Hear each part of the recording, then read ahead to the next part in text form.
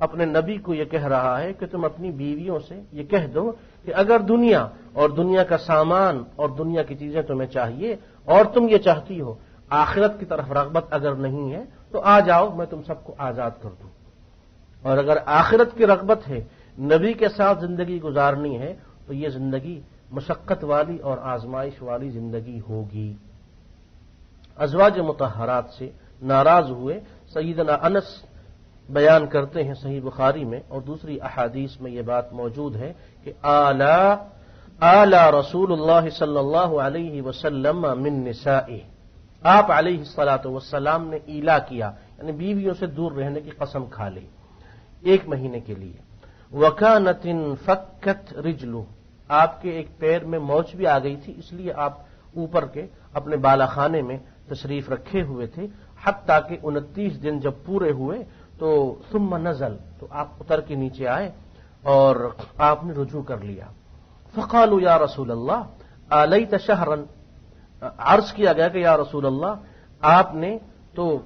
ایلا کیا تھا، یعنی قسم کھائی تھی، اور 1 مہینے کا آپ نے کہا تھا۔ آپ علیہ الصلاۃ والسلام نے فرمایا کہ مہینہ کبھی 30 کا ہوتا ہے، کبھی 29 کا ہوتا ہے، تو یہ مہینہ 29 کا ہے۔ تو آپ نے جو قسم کھائی تھی 1 مہینے کی اس کو پورا کیا اور اس کے بعد اپنی بیویوں سے رجوع کر لیا،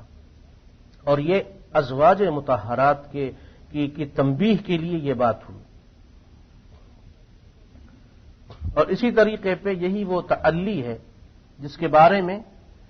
صحیح مسلم کی وہ حدیث ہم نے احادیث قدسیہ میں بھی پڑھی، اور نیکیوں کو برباد کر دینے والے گناہوں کے بارے میں جو درس ہوا تھا اس میں بھی ہم نے یہ بات پڑھی تھی کہ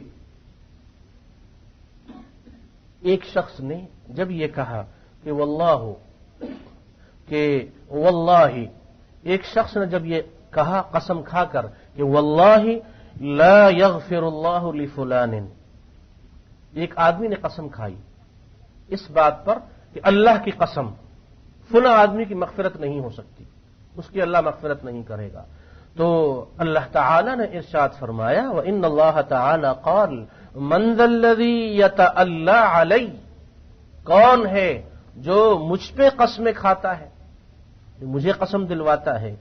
اللہ اغفر لفلان، کہ میں فلاں کی مغفرت نہیں کروں گا، فإني قد غفرت لفلان وأحبطت عملك،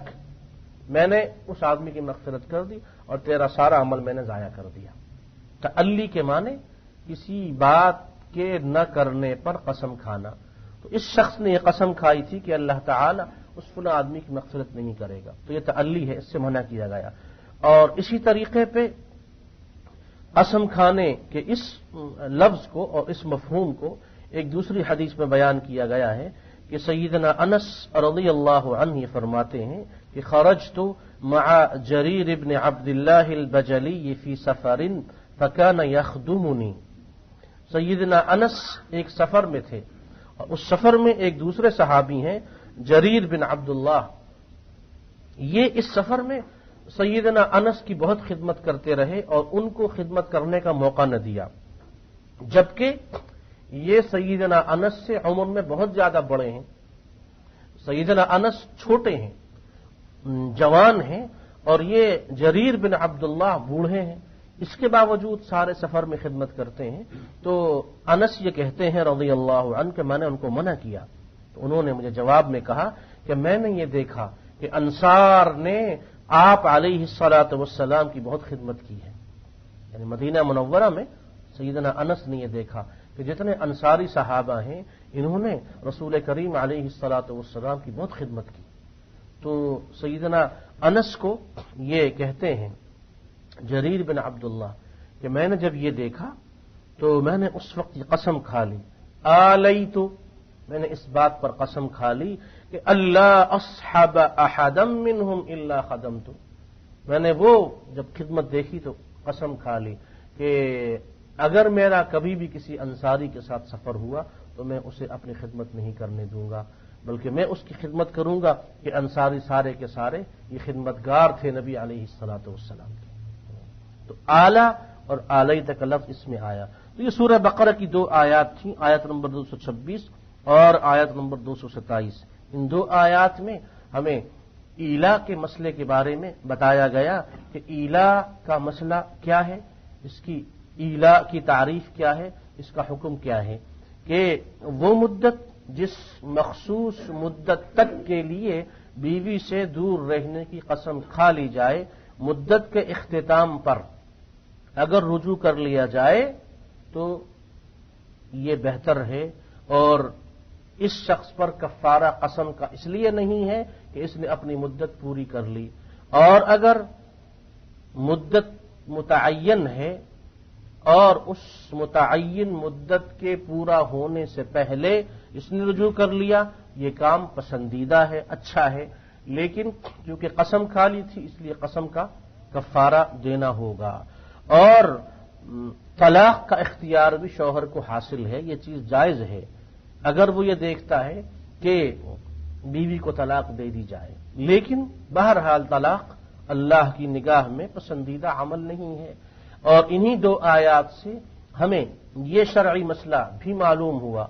قرآن کی ان دو آیات سے یہ شرعی مسئلہ بھی معلوم ہوا کہ بغیر اشد مجبوری کے، بغیر شرعی عذر کے اپنی بیوی سے 6 مہینے سے زیادہ دور رہنا کسی مسلمان کے لیے جائز نہیں ہے۔ تو یہ وہ اہم مسائل تھے جو آج کی ان دو آیات میں ہمیں معلوم ہوئے۔ اللہ تعالی ہم سب کو اپنی اس کتاب ہدایت کے سمجھنے، اس پر عمل کرنے اور اس کی دعوت اور اس کے علوم کو دوسرے تمام مسلمانوں تک پہنچانے کی توفیق عطا فرمائے۔ وصلی اللہ وسلم علی سیدنا محمد وعلی آلہ واصحابہ اجمعین۔ الحمد لله رب العالمين، والصلاة والسلام على أشرف الأنبياء والمرسلين سيدنا محمد وعلى آله وأصحابه أجمعين۔ وعن أبي ذر رضي الله عنه عن رسول الله صلى الله عليه وسلم أنه قال: قال الله تعالى: يا عبادي إني حرمت الظلم على نفسي وجعلته محرم بينكم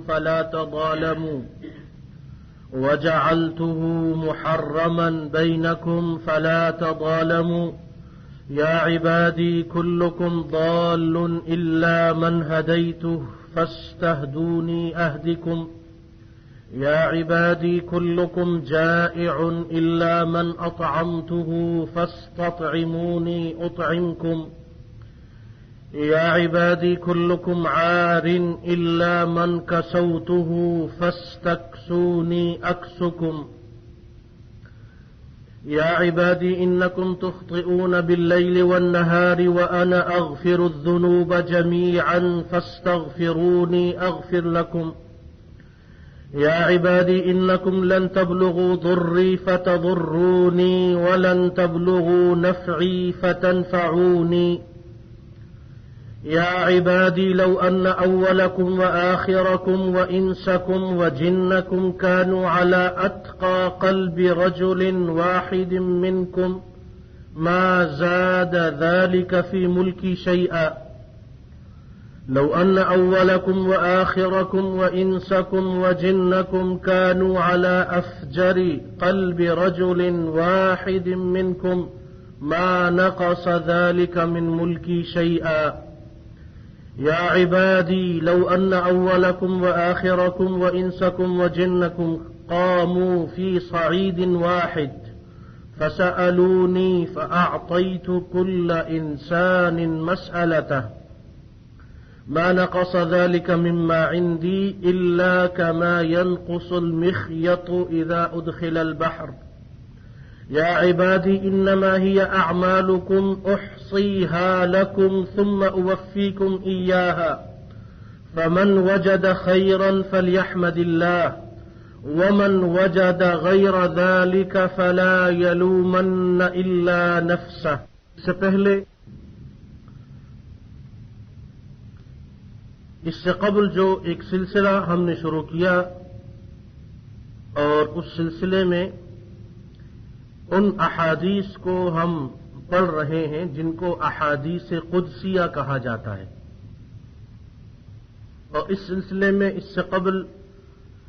غالباً 4 یا 5 دروس ہو چکے ہیں جن میں بعض اہم قدسی حدیثوں کو ہم نے پڑھا۔ احادیث قدسیہ کے پہلے درس میں اس چیز کو ہم نے تفصیل سے جانا اور سمجھا تھا کہ حدیث قدسی کس حدیث کو کہتے ہیں، اور ان احادیث قدسیہ میں کئی احادیث ایسی ہیں جو دوسری احادیث کی نسبت زیادہ اہم ہیں۔ حدیث قدسی یعنی وہ حدیث جس میں رسول کریم علیہ الصلاۃ والسلام اللہ تعالی کا ارشاد نقل کرتے ہوئے یہ بتائیں اور فرمائیں کہ اللہ کا یہ ارشاد ہے۔ آج جو طویل حدیث ہم نے پڑھی ہے یہ صحیح مسلم سے لی گئی ہے، اور اس حدیث میں کئی اہم امور کو جمع کر دیا گیا۔ سب سے پہلی بات جو اللہ تعالی نے ارشاد فرمائی اس حدیث میں وہ یہ ہے کہ یا عبادی انی حرمت الظلم علی نفسی وجعلته بینکم محرما فلا تظالموا۔ اللہ تعالی نے قرآن پاک میں بھی یہ خاص اسلوب اختیار کیا ہے کہ جب اپنی توحید اور اپنی عبادت کا حکم دیا وَاعْبُدُوا اللَّهَ وَلَا تُشْرِكُوا بِهِ شَيْئًا، تو حقوق اللہ کے بعد فوراً حقوق العباد کو شروع کر کے والدین کے حقوق سے آغاز کیا کہ وَبِالْوَالِدَيْنِ إِحْسَانًا، اور دوسری بعض آیات میں پھر دوسرے رشتہ داروں اور حقداروں کے حقوق کو بیان کیا۔ اور یہ چیز ہم سب جانتے ہیں کہ اسلام میں حقوق اللہ کی کیا اہمیت ہے اور حقوق العباد کی کیا اہمیت ہے، کہ اللہ کے جو حقوق ہیں وہ تو اللہ تعالی معاف فرما دیتا ہے، لیکن جو حقوق بندوں کے ہیں وہ جب تک صاحب حق اپنے حق کو معاف نہ کرے اس وقت تک اس شخص کی مغفرت نہیں ہو سکتی۔ جس طریقے پہ کئی احادیث میں شہید ہونے والے شخص کے بارے میں یہ مضمون موجود ہے کہ اس کے سارے گناہ معاف کر دیے جاتے ہیں سوائے قرض کے یا سوائے لوگوں کے دوسرے کسی حقوق یا حق کے، اور اسی طرح جس شخص پہ کسی کا حق یا قرضہ ہوتا ہے اس کے سارے گناہ معاف ہو جاتے ہیں، لیکن یہ حق جو ہے یہ معاف نہیں ہوتا۔ اور کئی صحیح احادیث میں یہ بات بھی موجود ہے کہ جب آپ علیہ الصلاۃ والسلام کے سامنے کوئی جنازہ آتا تو آپ فوراً پوچھتے کہ کیا اس کے ذمے کسی کا قرض وغیرہ ہے؟ اگر صحابہ یہ کہتے کہ یا رسول اللہ یہ تو مقروض تھا، کسی کا حق اس نے دینا تھا، تو صحابہ سے فرماتے کہ صلوا علی اخیکم یا صلوا علی صاحبکم، اپنے اس بھائی اپنے اس آدمی کا جنازہ تم پڑھ لو، اور آپ علیہ الصلاۃ والسلام اس کا جنازہ نہ پڑھتے۔ صحابہ سے فرماتے کہ تم اس کا جنازہ پڑھو۔ اتنی شدت والی اور اتنی حساس یہ بات ہے حقوق العباد کی، اور قرض کا تعلق بھی حقوق العباد ہی سے ہے۔ تو حق کسی بھی قسم کا ہو، اس کا تعلق قرضے سے ہو یا کسی بھی دوسرے شعبے یا کسی بھی دوسری چیز سے، حق بہرحال حق ہے۔ تو حقوق العباد کا جو معاملہ ہے وہ بڑا اہم ہے، اور اس سے عموماً لوگ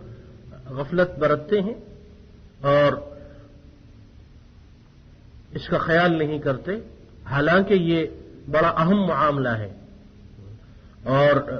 اکثر و بیشتر تو ایسا ہوتا ہے کہ لوگ اپنی انفرادی یا اجتماعی عبادات کو بہت کچھ سمجھ کے اسی پر تکیہ اور بھروسہ کیے رہتے ہیں، حتیٰ کہ اللہ کے ہاں جب حاضری ہوتی ہے تو وہ بھرے ہوئے ہوتے ہیں دوسرے لوگوں کے حقوق سے۔ ان کا اپنا تہجد، ان کی اپنی دینداری، ان کا اپنا صدقہ و خیرات، حج اور عمرے اور نمازیں اور نوافل اور دوسری نیکیاں ان کے کام نہ آئیں، اس لیے کہ حقدار جتنے بھی تھے ان کو یہ نیکیاں سب دے دی گئی، حتیٰ کہ کم پڑ گئیں۔ جیسا کہ حدیث میں ہم نے یہ مضمون بھی پڑھا ہے اور یہ حدیث بار بار ہمارے دروس میں گزری ہے کہ رسول کریم علیہ الصلوۃ والسلام صحابہ سے پوچھتے ہیں اتدرون من المفلس، کیا تم لوگ جانتے ہو مفلس کون ہے؟ تو صحابہ عرض کرتے ہیں کہ من لا درہم لہ ولا دینار لہ، جس کے پاس درہم و دینار نہ ہو وہ ہمارے نزدیک غریب ہے، مفلس ہے۔ تو آپ علیہ الصلوۃ والسلام نے فرمایا کہ نہیں، میری امت کا مفلس وہ شخص ہے جو قیامت کے دن نمازیں، حج اور دوسری نیکیاں لے کر آئے گا، لیکن اس نے کسی کو مارا ہوگا، کسی پہ بہتان لگایا ہوگا، کسی کا مال دبایا ہوگا، کسی کو ستایا ہوگا، کسی کو اذیت اور تکلیف پہنچائی ہوگی، کسی کو گالی دی ہوگی، تو ان تمام حقداروں کو اس کی نیکیاں دے دی جائیں گی، حتیٰ کہ نیکیاں اس شخص کی ختم ہو جائیں گی، حقداروں کا حق پھر بھی باقی بچا رہے گا۔ تو کہا جائے گا کہ جن جن لوگوں کا اس کے ذمے حق ہے ان کے گناہ اس پر لاد دیے جائیں اور اس کو جہنم میں پھینک دیا جائے۔ اس لیے اس حدیث قدسی کو اللہ تعالی نے حقوق العباد سے شروع کیا کہ یا عبادی انی حرمت الظلم علی نفسی۔ اللہ تعالی جبکہ خالق و مالک ہیں، ہر چیز ان کے اختیار و قبضہ و قدرت میں ہے، اس کے باوجود اللہ تعالی نے اپنے اوپر بھی ظلم کو حرام قرار دیا۔ وَإِنِّي حَرَّمْتُ الظُّلْمَ عَلَى نَفْسِي، میں نے اپنے اوپر بھی ظلم کو حرام قرار دیا۔ جب میں نے خالق اور مالک ہوتے ہوئے اپنے لیے ظلم کو جائز اور روا نہیں رکھا تو مخلوق کے لیے کیسے اس بات کی اجازت اور گنجائش ہے کہ وہ ایک دوسرے پر ظلم کریں؟ اس لیے فَلَا تَظَالَمُوا، ایک دوسرے پر ظلم مت کرو۔ وَجَعَلْتُهُ بَيْنَكُمْ مُحَرَّمًا، تم لوگوں کے درمیان بھی میں نے ظلم کو حرام کر دیا ہے۔ ظلم حرام ہے، ظلم کی پھر قسمیں ہیں، اپنے اوپر بھی لوگ ظلم کرتے ہیں، کچھ دوسروں پہ ظلم کرتے ہیں، تو ظلم نہ اپنے اوپر جائز اور نہ کسی اور کے اوپر ظلم اور زیادتی جائز، یہ کبیرہ گناہ ہے، اور کبیرہ گناہوں میں پھر حرام ہے۔ اور اللہ تعالی نے قرآن میں ظلم کرنے والے پہ لعنت بھیجی ہے، ظلم کرنے والا شخص ملعون ہے، اللہ کی نگاہ رحمت سے قیامت کے دن محروم اور دور ہوگا، اس کے لیے شدید عذاب ہوگا، اللہ تعالیٰ اس سے گفتگو کرنا پسند نہیں کرے گا، اور اللہ تعالیٰ اس کی طرف نگاہ رحمت سے نہیں دیکھے گا، وہ کہ جو ظلم کرتا ہے، ظلم تھوڑی مقدار میں ہو یا بڑی مقدار میں ہو۔ ضروری نہیں ہے کہ ظلم کا معنی یہ ہے کوئی بڑی صاحب اثر شخصیت ہو اور وہ کسی پہ ظلم کرے، ظلم کی قسمیں ہیں، اور قرآن میں بار بار اللہ تعالیٰ فرماتا ہے ما ظلمناہم، ہم نے کسی پہ ظلم نہیں کیا، ولکن کانوا انفسہم یظلمون، ان لوگوں نے اپنے پر خود ظلم کیا۔ سب سے بڑا ظلم یہ ہے کہ اللہ تعالیٰ کی حدوں کو توڑنا۔ اللہ نے حدیں مقرر کی ہیں اور کہا کہ یہ حدیں مقرر کر دی گئیں، تلک حدود اللہ، یہ اللہ کی حد ہے، اس سے آگے مت بڑھنا۔ وَمَن يَتَعَدَّ حُدُودَ اللَّهِ فَقَدْ ظَلَمَ نَفْسَهُ، جس نے اللہ کی حد کو توڑا اس نے اپنے اوپر ظلم کیا۔ تو من عمل صالحا فلنفسه، جو نیکی کرے گا اس کے لیے ہے، ومن اساء فعليها، برائی بھی اسی کے لیے ہے، وما ربك بظلام للعبید، تیرا رب اپنے بندوں پہ ظلم نہیں کرتا۔ اور علماء نے ارشاد فرمایا کہ ظلم کسی کافر پر بھی روا نہیں ہے، کافر پر بھی ظلم کرنا حرام ہے، اور کسی بھی مخلوق پر ظلم کرنا حرام ہے، کوئی بھی جاندار کوئی بھی چیز ہو، سوائے ان جانوروں کے جو انسان کو اذیت اور تکلیف پہنچاتے ہیں، موذی قسم کے جانوروں کے علاوہ کسی بھی جاندار کو ستانا، تکلیف دینا یہ ظلم ہے۔ اور اسی طرح کسی بھی انسان کو اس کے ساتھ زیادتی کرنا یہ بھی حرام ہے، اور اگر وہ مسلمان ہو تو پھر یہ حرمت شدید ہو جاتی ہے۔ آپ علیہ الصلاۃ والسلام نے آخری خطبے میں حج کے یہی ارشاد فرمایا کہ یہ بلد آمن ہے، یہ حرم ہے، اور یہ حرمت والا مہینہ، اور یہ حرمت والے دن، اور یہ حرمت والی جگہ۔ آج میں یہ اعلان کرتا ہوں کہ دیکھو تم لوگوں کی عزت آبرو جان مال ایک دوسرے پر حرام ہے، جیسے یہ زمین حرمت والی اور حرام ہے، جس طرح اس مکہ اور مدینہ کی حرمت کو پامال کرنا حرام، اور یہ مہینہ حرمت والا، یہ ایام حرمت والے، اور یہ جگہ حرمت والی، اسی طرح مسلمان کی عزت، جان مال آبرو یہ حرام ہے، حرمت والی ہے۔ اور آپ علیہ الصلاۃ والسلام نے کعبہ سے مخاطب ہو کے کہا کہ تیری عظمت اللہ کے ہاں بہت بڑی ہے، اور تو مشرف اور مکرم اور معظم ہے اور مقدس ہے، لیکن کسی مسلمان کی عزت اور آبرو وہ تیری حرمت سے اللہ کی نگاہ میں زیادہ حرمت ہے، یعنی مسلمان کی جو حرمت ہے اس کی جان مال عزت اور آبرو کی یہ کعبے کی حرمت سے بھی زیادہ ہے۔ اور یہی وجہ تھی کہ آپ علیہ الصلاۃ والسلام نے ارشاد فرمایا کہ لا ترجعوا بعدی کفارا یضرب عنق بعضکم بعض، کہ میرے بعد کافر نہ بن جانا کہ ایک دوسرے کو مارنے لگنا۔ اسی لیے کسی مسلمان کو بے گناہ قتل کرنا کفر ہے، اس سے آدمی کافر ہو جاتا ہے، اور اس کو گالی دینا یہ کبیرہ گناہ ہے، حرام ہے، فسق ہے۔ تو اللہ تعالی نے اس حدیث قدسی کو حقوق العباد سے شروع کیا کہ میں نے ظلم کو اپنے اوپر بھی حرام قرار دیا، تم لوگوں کے لیے بھی ظلم کو میں نے حرام قرار دیا، اس لیے ایک دوسرے پہ ظلم نہ کرو۔ اور صحیح حدیث میں آپ علیہ الصلاۃ والسلام کا ارشاد ہے کہ ظلم قیامت کے اندھیروں میں سے ایک اندھیرا ہے، اور فرمایا کہ مظلوم جب بد دعا کرتا ہے، اس پہ ظلم ہوتا ہے، اس کی اس بد دعا اللہ فرماتا ہے اور میرے درمیان کسی قسم کا کوئی حجاب نہیں ہوتا۔ تو اللہ تعالی مظلوم کی مدد کرتا ہے، اور ظلم کو اللہ نے حرام قرار دیا، خواہ وہ مظلوم کافر ہی کیوں نہ ہو، چاہے کسی مسلمان پہ ظلم کیا جائے۔ تو مسلمان کی حرمت بڑی شدید حرمت ہے، کعبۃ اللہ کی حرمت سے کہیں زیادہ شدید حرمت اللہ کے اس حرم کی حرمت سے بھی زیادہ حرمت کس کی ہے؟ مسلمان کی عزت، آبرو، جان، مال، اور یہ حقوق العباد ہیں۔ تو اللہ تعالی نے اس حدیث قدسی کو اس جملے سے شروع کیا، اور اس کے بعد دوسری چیز یہ ارشاد فرمائی کہ یا عبادی کلکم ضال الا من ہدیت، تم سب کے سب ہدایت والے راستے سے بھٹکے ہوئے تھے سوائے اس کے کہ جس کو میں ہدایت دوں، اس لیے فاستہدونی اہدکم، ہدایت مجھ سے مانگا کرو، میں تمہیں ہدایت دوں گا۔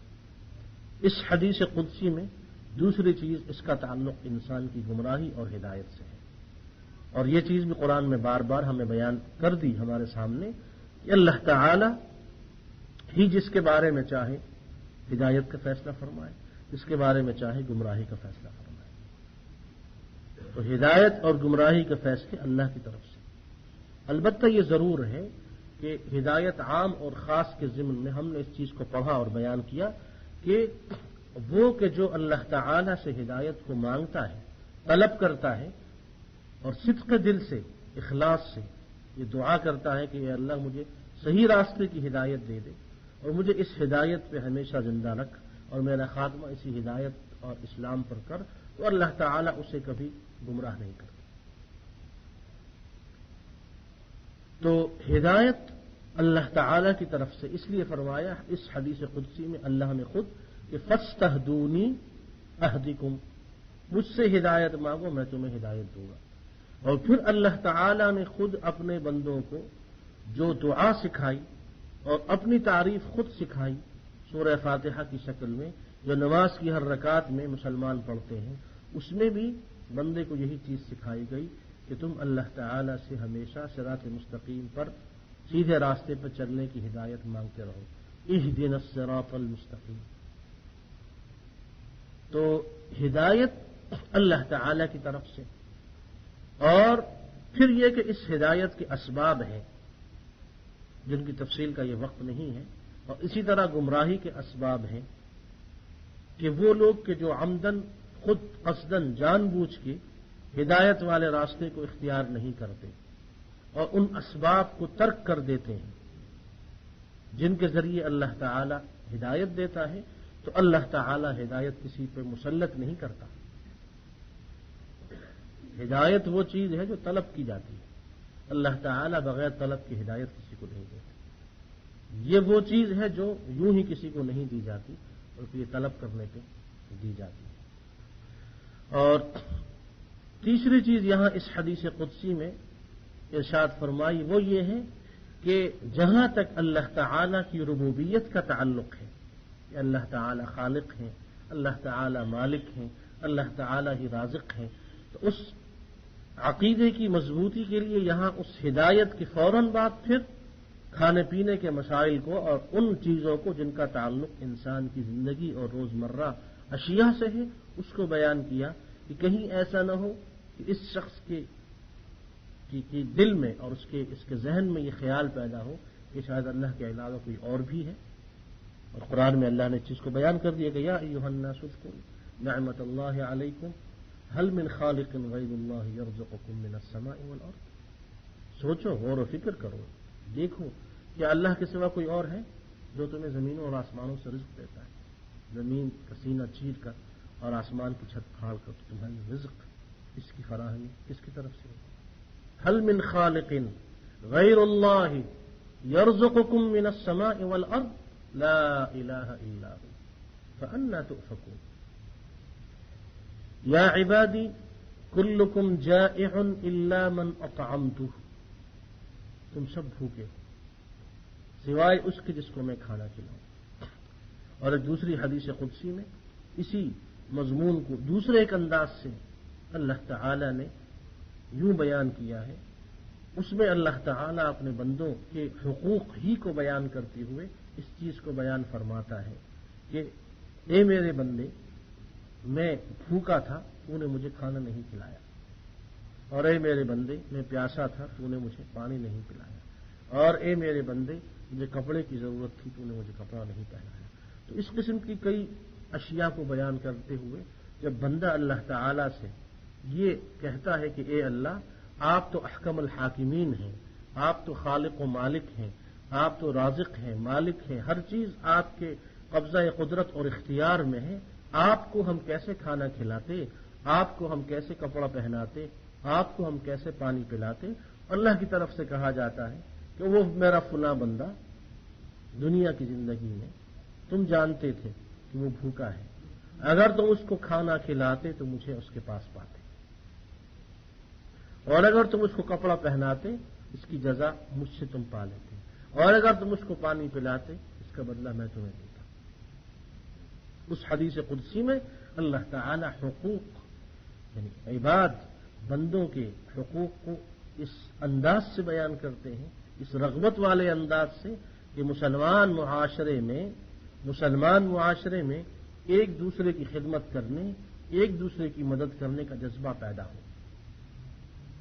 تو یہاں پر اس چیز کو ارشاد فرمایا اس حدیث قدسی میں، کھانے کے ذکر کے بعد ارشاد فرمایا کہ کلکم عار الا من کسوتہ، تم سب کے سب تمہارے تن بدن پہ کپڑے نہیں سوائے اس کے جس کو میں کپڑے پہناؤں، فاستکسونی اکسکم، مجھ سے کپڑے مانگا کرو میں تمہیں کپڑے پہناؤں گا۔ اللہ تعالی ہی لباس کے پیدا کرنے والے اور اللہ تعالی ہی اس لباس کے پہنانے والے۔ اگرچہ لباس کا جب ذکر آیا تو یہ کہہ دیا کہ وہ لباس التقوی ذالک خیر، وہ حقیقی لباس جس سے انسان کی شخصیت ایسی چھپی رہتی ہے کہ وہ اللہ کی نگاہ میں بھی اچھی معلوم ہوتی ہے، مخلوق کو بھی بھلی لگتی ہے، وہ متقی شخص کی شخصیت ہوتی ہے۔